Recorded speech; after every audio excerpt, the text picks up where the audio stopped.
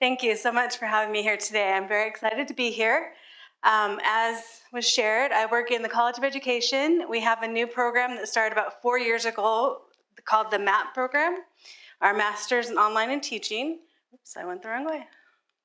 Okay, so when we first started our program in fall of 16, we actually have an intersession in spring and summer, but our numbers enrollment was about 50 students.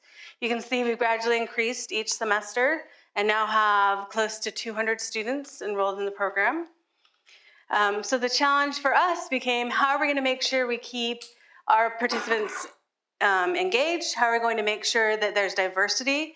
Because our participants represent people from different states as well as different countries, not just here in Kansas. So that diversity of participant backgrounds is something we had to consider within the program. And that geographical diversity is also very important because when we do Zoom sessions, for example, we have to think about different time zones and different countries. So that was something that we had to address. So one of the first things I thought was critical, because we have increasing numbers, was making sure the students felt connected in some way. Not only connected to me as their professor, but also to each other. So what we did is we created participants, community learning groups, where they were put in smaller groups of 5 to 10, depending on their GTA.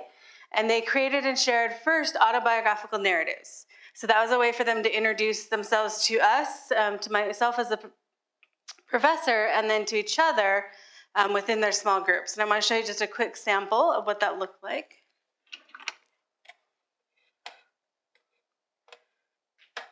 Getting my mouse to work. Okay, here we go.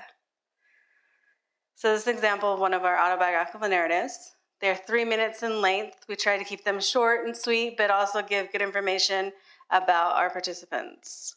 So let's see if I can get it to play. Nope.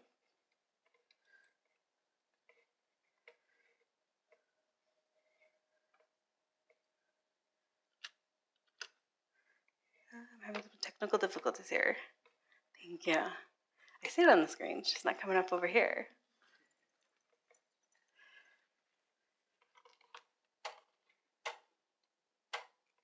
There we go. Hello, my name is Mia Vercruzen, and this is a picture of my sisters and me at the Eiffel Tower about a year and a half ago. My older sister lives in Darwin, Australia, where she moved about 6 months ago. My 2 younger sisters live in Honolulu, Hawaii with my mom and dad, and right now I'm living in Catania, Italy. I love studying for example of what our participants do. They share information about each other, get to know their families, their backgrounds, where they are. I have them look at 4 specific dimensions so that they get a kind of broad view of each other and where they are. After they get to know each other in their cohorts, I try and make sure that I am constantly engaging them in different activities that keep that connection going. So to keep them engaged, I feel it's important to use different platforms, different technology that they could actively use to not only see each other, but hear each other. I think it makes it more personal in an online environment where you're hearing the voice of not only the instructor, but of your peers. So I just want to show you a few quick examples of different platforms that we've used. So one of the first things they have to do is a historical figure, law, or event assignment. Because we're a foundation, Social Foundations of K-12 Education is my course, they have to research one of these topics. And I found an app called VoiceThread. Has anyone heard of VoiceThread? Okay. VoiceThread is a great program because you can actually create a PowerPoint presentation, just import it to VoiceThread, or you can actually create it within VoiceThread. But what it allows participants to do is if you go into the VoiceThread app, I push play here, and you're going to see Jandy is going to share a little bit of information about Brown versus Board of Ed. May 17, 1954, the Supreme Court ruled that segregation for children in schools was unconstitutional. Previously, Plessy v. Ferguson stated segregation in schools was legal if the schools were equal. That ruling Example of Jandy's presentation, and it goes on. Each of the slides have recording that can go with it. Another nice feature of this that Jandy didn't use is you can underline or highlight things as you're talking through the slide. So that was a great app for our participants to use. And then because I wanted to make sure students were responding to each other, they had to go into discussion groups. I know we talked about that already, but they had discussion groups set up where they responded to each other's presentations. We also have book circle presentations, which we do. And I encourage students within the book circle presentations to use several different apps like eMaze, Prezi, Google Slides, different things that they may not normally use. I don't allow them to do PowerPoint for this assignment because I want them to exposed to different types of platforms. And these are also platforms I tell them that students in schools are using. So I think it's important that they're familiar with the different platforms that are taking place. So they'll do these presentations. Because this assignment, the book circle assignment, is more just like introducing the information, the participants will just watch the presentations being done and get the information about the students' books. So in this case, they're learning some of the key concepts from this book. And then what they do in order to make sure that they're getting feedback from each other and viewing the different books. Let's go back here. I'm figuring this out. So we're going to go back here, and I have them do Flipgrid videos where they then respond to each other based on the presentations they saw. So it doesn't look like I'm logged in. But if you log into it, you can see just like a quick 3-minute response, and I have them look at least, since they're in groups of 10, they have to watch at least 3 people's book circle presentations and respond to them by name and then what they learned from their presentation and link it to their books. So it kind of creates that ongoing interaction among the students. And then another thing that I've really enjoyed and felt like the participants really got a lot out of is at the end of the semester, we do Padlets, where they apply everything they've learned and think about what they most took away from the course and how they can use it in their future classrooms.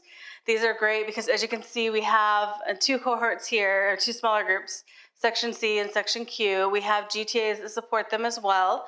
So within this, our participants respond to what they took away from the course. And what's really neat about it is they share information for that real world. So a lot of our participants are paraprofessionals, people who work within the school district but may not have their teaching credentials. So they'll share information, they'll share additional links, like here, you can see different links to things that they've learned or resources that they have in their school. There's a video right here, a link right here. So it's a great way for participants to kind of wrap up and share again that ongoing learning that they're getting.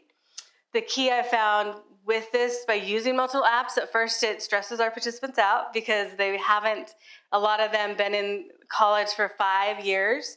So coming back and learning an online format first is challenging enough, but then to have to learn all different kinds of technology, it adds a little bit more pressure.